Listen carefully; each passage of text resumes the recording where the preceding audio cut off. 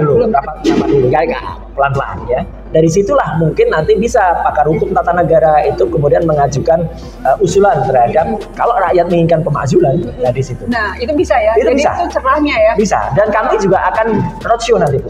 Amin. Ke kampus-kampus. Ya, untuk menjelaskan secara ilmiah tentang hasil penelitian kalau Fufufafa itu siapa. Walaupun sebetulnya sudah dengan amat sangat jelas. Iya, cuman kan masyarakat banyak nih dikasih apa ya, hoax gitu kan. Ya, gara-gara buzzer itu. Gara-gara buzzer yang belakangnya pakai RP, ya, soalnya kan cair. Iya. Nah, terus gara-gara itu yang pakai RP. Yang pakai RP Terus influencer yang nggak jelas, ada yang ngakunya anak jenderal lah, ada yang ngakunya itu dari Ujang siapa lah, ada yang mantan atau masih dosen UI ya dia ya gitu loh tadi itu ya mantan ya. Nah itu yang udah mengkerut separuh kayak Bapak itu ya kan, udah mantan ya itu. Terus kemudian ada yang lain lagi yang nekat bilang kalau itu malah menuduh saya bikin hoax ya. Ayo kita wujudkan, dan kalau dia nantang, nggak usah nantang di podcastan, kita tantang di kampus. Ya kan? Iya, jadi nanti kita akan roadshow, nanti jadwalnya akan kita sampaikan. Kita akan roadshow ke kota-kota. Ya, ini didukung oleh teman-teman independen, ya, pro demokrasi, dan kemudian akan kita bawa supaya nanti jangan sampai kalau ditanyakan yang bersangkutan, dia pura-pura tidak tahu apa-apa. Itu. Kreatif nih. Mas Rosuryo. Iya. Jadi saya kira dua hal itu, Bu, yang penting banget ya. Nah, jadi satu, dengan ini kita jaga Pak Prabowo supaya Pak Prabowo tidak kemudian lengah. Iya, itu apa namanya, sedikit saja. Saya ingin bertanya menurut Anda bagaimana? Itinerary.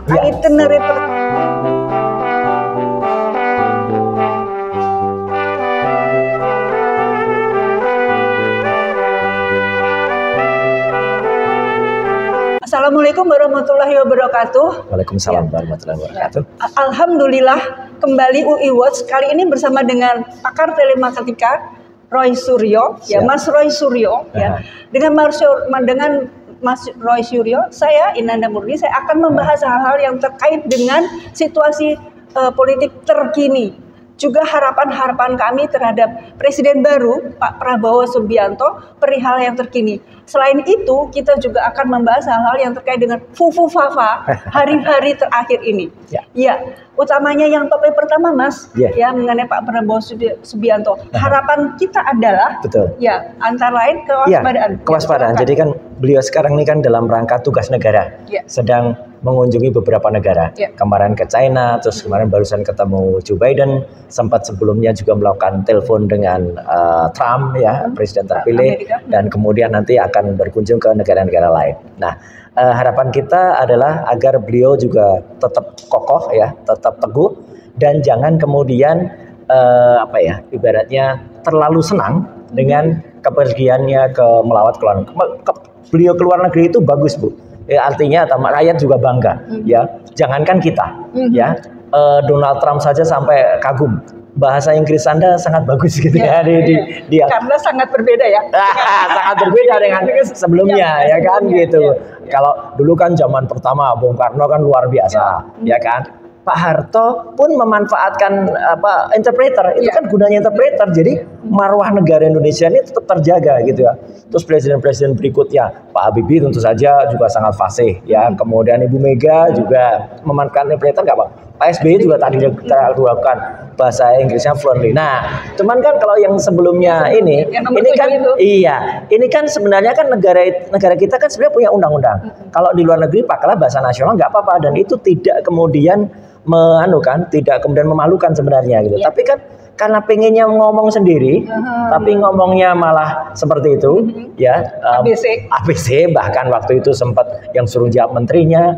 Nah, malah sekarang yang suruh jawab malah lagi dikriminalisasi, ya kan, Pak Lembong. Ini kan luar biasa jahatnya kalau menurut saya, ya. Nah, tapi Pak Prabowo kan bagus gitu ya, gitu. Apalagi ya beliau kan memang fluent, ya, gitu dalam bahasa. Nah, cuman gini, Ibu, fluent banget. Cuman kan gini, jangan sampai kemudian beliau itu juga kan pasti sekelilingnya juga ada nih. Kita kan nggak bisa mengatakan yang 100 sekelilingnya itu kan 100% pro kan gitu. Kan kadang-kadang ada yang disusup-susupkan. Nah, jangan sampai beliau kemudian terlalu banyak keluar, kemudian yang di dalam negeri agak terabaikan. Itu dia. Ini yang penting ya. Karena apa? Karena yang terjadi di dalam negeri ini kan si wakil ini yang sebenarnya kemarin sebelum berangkat itu bagus Bu. Prabowo kan sebenarnya mengatakan kalau ada apa-apa langsung kontak saya. Ya, meskipun hati-hati kalau lewat telepon. Ya, kata beliau mewaspadai penyadapan. Cuman kan artinya ya jangan sampai si wakil ini, Bu Fafa ini kemudian kan membuat hal-hal yang sifatnya adalah hal-hal yang kemudian menentukan atau merugikan bahkan gitu. Membahayakan. Tapi yang terjadi kan sekarang nampaknya ini ada kecenderungan untuk kemudian dia sengaja untuk menarik perhatian masyarakat kan Bu? Gitu kan? Masyarakat. Jadi kemana-mana kemudian bagi-bagi susu. Susunya yang dibagi itu susu yang nggak sehat Bu. Kan susu kotak yang dibagi. Ya kan kenapa tidak kemudian ngambil misalnya dari petani susu, ya peternak susu yang sedang over dan pada membuang itu, kalau cerdas ya beliau itu kan kemudian bisa memerintahkan itu aja susu milik pribumi itu aja yang kemudian dikumpulkan, kemudian dibeli, itu yang dibagi-bagikan kepada rakyat. Itu namanya kalau itu ya kan gitu. Tapi kan enggak, kenapa yang dibagikan susu kotak yang bahannya adalah dari impor? Ini kan konyol gitu menurut saya. Terus bagi-bagi kaos lagi, ngapain juga bagi-bagi kaos ya? Kalau menurut saya nggak ada hubungannya. Nah, tapi yang menarik gini Bu, kita bicara ini di awal pekan kita bicara, dia membuka layanan. Nah, itu layanan masyarakat boleh ya betul mengadu ke Mas Wapres gitu kan, ke istana wakil presiden di Jalan Merdeka Selatan. Betul. Masyarakat kan ini kan meskipun pro dan kontra ya kan menyambut gembira, cuman kan sebenarnya gini, ini kayak kita tuh mundur loh, mundur 26 tahun ke belakang. Seperti nggak ada kementerian lain. Satu itu Bu, kan seperti nggak ada kementerian lain. Yang kedua seperti nggak ada teknologi, ya kan? Kalau orang-orang harus datang ngantri, berjam-jam, kemudian ada kuotanya, sehari cuma bisa nampung 50 atau kemarin di extend jadi 60. Kemudian toh yang diterima pun akhirnya kan nggak diterima langsung Bu. Yang diterima kan hanya petugas pakai komputer, kemudian diketik lagi apa permasalahannya, adanya apa. Ini sih sudah ada di zaman Wapres dulu, Pak Umar Widadikusuma juga sudah ada gitu loh. Jadi mundur 26 tahun ke belakang atau pakai teknologi. Tapi ironisnya Bu, nah tadi Ibu menyebut saya pengamat telematika kan. Nah, kan sudah dibuka jalur juga melalui nomor WA. Yang dia konyolnya kalau kita WA ke situ Bu, itu yang terjadi centang satu. Centang satu artinya hanya masuk dan tidak dibaca atau jangankan direspon atau belum dibaca atau mungkin kepenuhan. Nah maka kita heran apa ya kok bisa penuh itu. Nah mungkin ini kalau boleh kita menghimbau Bu masyarakat gitu, mungkin masyarakat malah bisa mempertanyakan gitu loh. Sebenarnya permasalahan kan dia memberi contoh tuh yang ditawarkan misalnya kalau kehilangan ijazah, kalau ada masalah dengan SPP kalau ijazah boleh nggak ya nanyain ijazah dia. Keren kan? Kayaknya perlu ya saya. Perlu ya kan? Mas ijazahnya kumaha? Kalau kita kan jelas, ya kan? Ya. Terima kasih. Ini buktinya siaran kita live dan terbuka, ya kan? Gitu. Jadi langsung tidak menutup, ya kan? Tidak dipagar-pagari, ya. Nah, tapi kan gini, kalau kita kan jelas ya, UI, UGM, itu kan clear. Kalau dia sudah katanya di MDIS. Nggak jelas. Tapi ijazahnya dari London, Bradford. Di samping itu mana dia sih wujudnya? Mana wujudnya pernah ditunjukkan. Tapi kan itu kan kita tahu itu ijazah kayak gitu kan ya bisa aja lah gitu. Dan ternyata Kemen Pendidikan menerbitkan surat bahwa itu setara dengan SMK. Ini kan konyol. Itulah padahal yang di klasifikasi setara SMK itu padahal yang konon itu S2-nya Bu. Yang dari UTS, University Technology of Sydney. Padahal kan ternyata di Sydney dia cuman harusnya 6 bulan kursus. Enggak sampai. Itu kan matrikulasi. Ada program namanya Insert. Tapi insertnya masih adakah? Sudah nggak ada sekarang. Dan dia nempuhnya setahun. Wis tutup Bu. Dia nempuhnya setahun. harusnya 6 bulan, nempuhnya setahun. Ini kayak SMA aja, dia dulu SMA di Solo 2 tahun, kemudian terusin lagi SMA lagi 3 tahun di Singapura. SMA kok 5 tahun Jadi sih? tanda tanya ya. Tanda tanya. Nah, bolehkah itu? Tapi yang paling penting, Bu, kalau ada orang bertanya ijazah saja, misalnya nanti ada orang bertanya, yang paling penting tanyain dong ke dia, gitu loh. Fufu Fafa itu siapa? Itu. Karena gini, Bu, sekarang mulai ada nih gerakan, menurut saya gerakan bawah tanah yang muncul ke atas tanah. Waduh. Iya, Apa yang itu? YouTuber atau influencer atau buzzer tepatnya, buzzer ilmu hitam nih ya, yang mungkin kayaknya udah cair nih, Bu, ya, karena mereka mulai menyerang, terus nuduh, oh Fufu Fafa tuh Roy Suryo. Iya tak? Nggak salah Nah, tuh. makanya. Ya, itu dari mana Makanya. tuh? Jadi, Terus ada yang sok nantang-nantang. Kita uji pakai laptop gitu katanya gitu. Ibu-ibu itu cewek itu. Ya cewek. Terus ayo ada yang nantang gitu. Tapi terus kan ditanya sama anunya. Ayo tunjukkan saja Bu anunya apa. Terus dia bilang enggak, kalau nanti saya keluarkan nanti akan di take down. Loh, gimana? Katanya mau menunjukkan. Katanya mau menunjukkan. Betul. Jadi katanya Roy Suryo. Nah, makanya itu. Dan yang menarik ini, Bu. Kan ada kemarin seorang TikToker cewek ya, masih muda, ini lulusan fakultas jurusan ilmu komunikasi Pakuan, Bogor. Dia dengan tegasnya tadi dia bilang, Fufu Fafa itu Roy Suryo, gitu. Iya, bahkan dia yang Roy Suryo sekarang ditahan 9 bulan gitu ya, masih untung nggak 9 tahun gitu ya. Nama dia Intan Srinita. Iya. Dan orang banyak sekali, ini perlu diketahui ya, di UI Wajar banyak sekali dorongan ke saya, bahkan ada yang sudah beberapa lawyer bahkan mendorong saya, Mas saya jadi kuasa hukumnya ya, bahkan sudah kita buatkan surat kuasanya. Tapi Bu, saya mengatakan begini ya. Sebenarnya adalah saya ikut membuat undang-undang ITE, dan saya pernah jadi korban undang-undang ITE. Tapi saya memang tidak akan menggunakan undang-undang ITE untuk menjatuhkan orang atau membuat sulit orang. Jadi biarkan masyarakat itu yang kemudian melakukan pengadilan sosialnya. Dan ternyata sangat bijaksana. Siap Ibu. Kalau misalnya ada orang lain yang mau mengadu, bagi saya silahkan ya. Karena udah banyak juga nih yang untuk, Mas gak apa-apa, nanti kita bikin form pengaduan atas nama masyarakat ini karena itu sudah menyebarkan hoax. Itu bisa ya. Itu bisa ya, karena sudah membuat gaduh. Tapi kemarin anaknya ini ternyata yang dari Bogor itu, ngupload lagi. Apa katanya? Ya, dia minta maaf.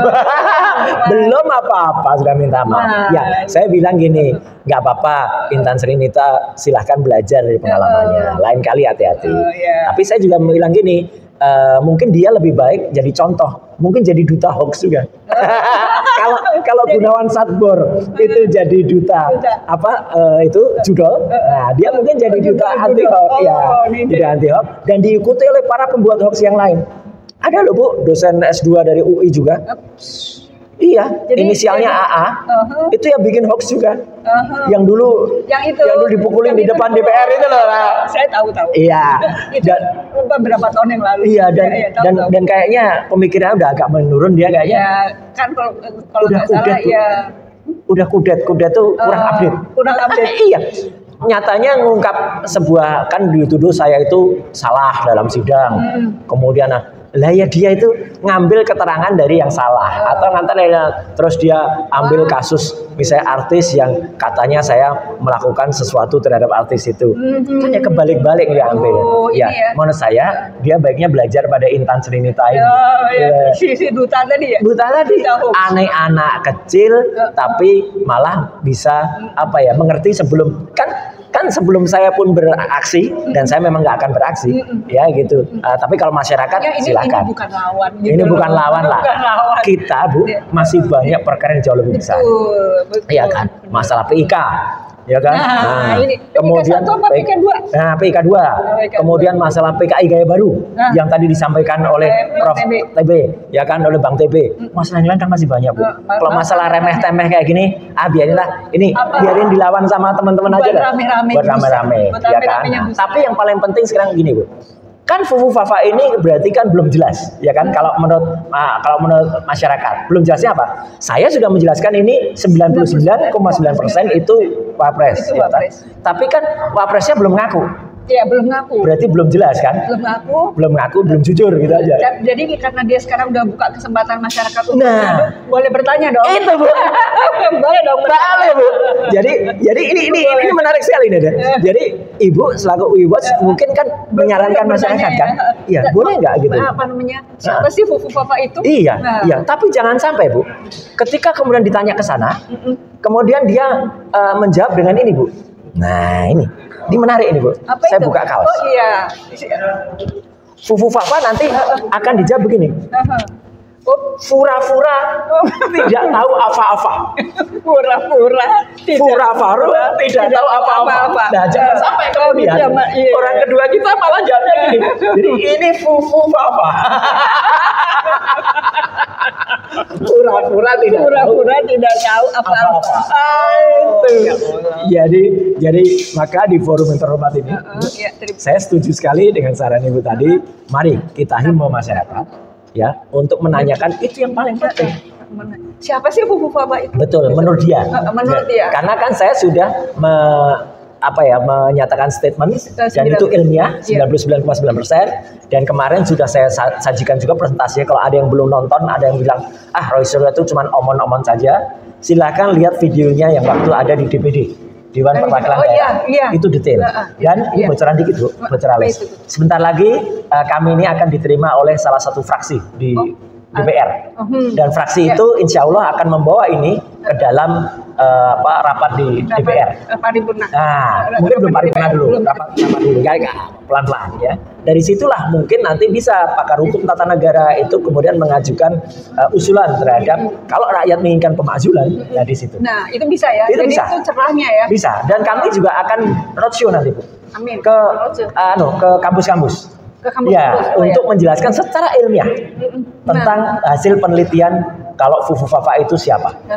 Walaupun sebetulnya sudah dengan amat sangat jelas.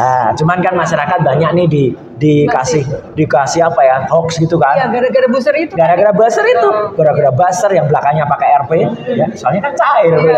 Nah, terus gara-gara itu yang pakai RP. Yang pakai RP Terus influencer yang nggak jelas, ada yang ngakunya anak jenderal lah, ada yang ngakunya itu dari Ujang siapa lah, ada yang mantan atau masih dosen UI ya dia gitu loh. Tadi itu mantan ya. Nah, itu yang udah mengkerut separuh kayak Bapak itu ya kan.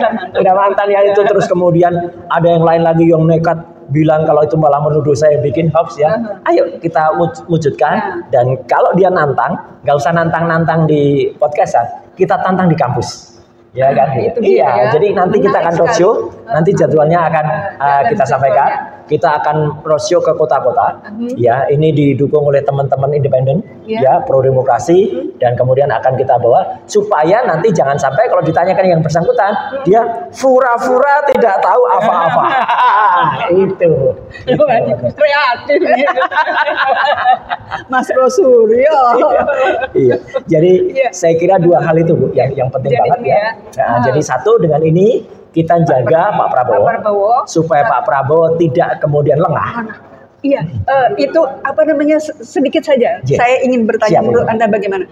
Itinerary perjalanan beliau yang 17 hari itu dan yang pertama kalau nggak salah negara pertamanya Cina ya.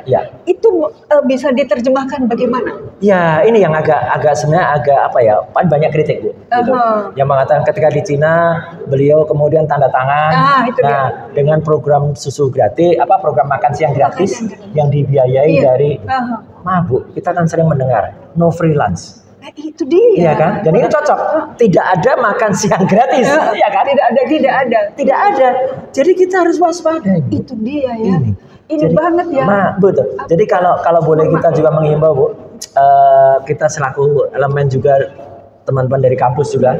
Kalau kemarin kampus sudah bisa mengingatkan, sebelum ketika DPR waktu itu mau mengesahkan aturan yang akhirnya sempat waktu itu Kaisang mau diuntungkan, tapi kemudian kampus-kampus bergerak. Tanggal 22 Agustus dan kemudian ada Garuda biru waktu itu, kemudian peringatan darurat. Nah ini kita angkat lagi. Angkat lagi, tolong dikaji dari sisi ilmiah, dari teman-teman kampus, para Civitas Akademika, para dokter, profesor, guru besar gitu ya. Tapi yang dokter yang benar, Bu. Iya. Bukan yang dokter Yang satu tahun tadi, 8 bulan. Yang B yang tadi.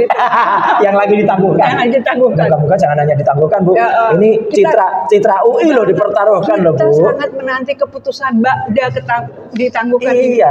Masa kalau dokter yang benar tuh, wong kita nulis saja ya, kemudian nanti kita mau submit di jurnal. Kalau itu jurnal yang benar ya, Scopus. Paling enggak kita 6 bulan. Itu minim. Itu minim. Setelah ada referensi. Iya, setelah ada referensinya, kemudian kita nunggu dia tampil publish, ya kan? Lah ini kok 1 tahun 8 bulan tuh jurnalnya predator itu pasti. Iya. Ya udah, itu. Moga-moga ini Dewan Etik UI juga mendengar kan, gitu. Himbauan dari UI buat sini. Iya. Mudah-mudahan artinya lebih baik, lebih tinggi kualitasnya daripada yang sekarang ini. Maksudnya tuh sekarang kan ditangguhkan. Saya setuju, Bu, dan saya setuju meskipun saya bukan dari UI, tapi saya sangat hormat UI memoratorium program itu. Alhamdulillah ya. Jadi kalau jadi moratorium sebaiknya nggak usah dibuka lagi deh. Sebaiknya nggak usah dibuka lagi. Iya, karena ini citra UI loh, Universitas Indonesia, kampus perjuangan yang kita hormati bersama. Yang kemudian jangan sampai kemudian citra kampus perjuangan ini kemudian runtuh dengan adanya rekor cepat sekolah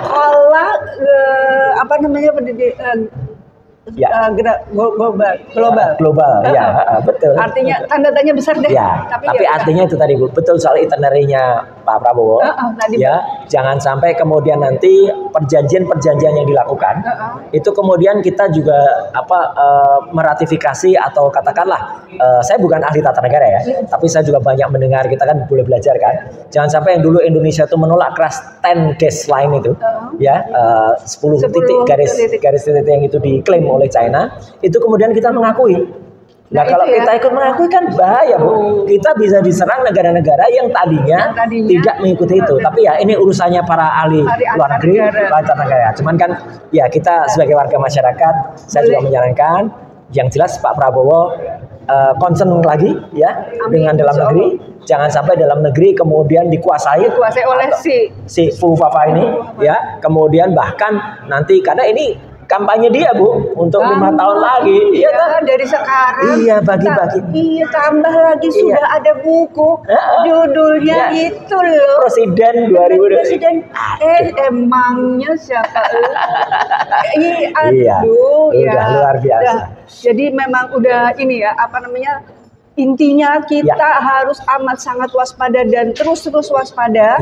Ya, karena sebetulnya ini sekarang bahaya itu mengancam dari beberapa lini. Dan jangan kemudian podcast dari UI Watch ini dikatakan orang-orang nyinyir, orang-orang sakit hati, orang-orang yang kalah, sama sekali enggak. Justru kita, Bu, di sini itu cinta terhadap negara. Betul. Ya, saya hadir di UI Watch selaku UI Watch plus gitu kata Pak TP itu.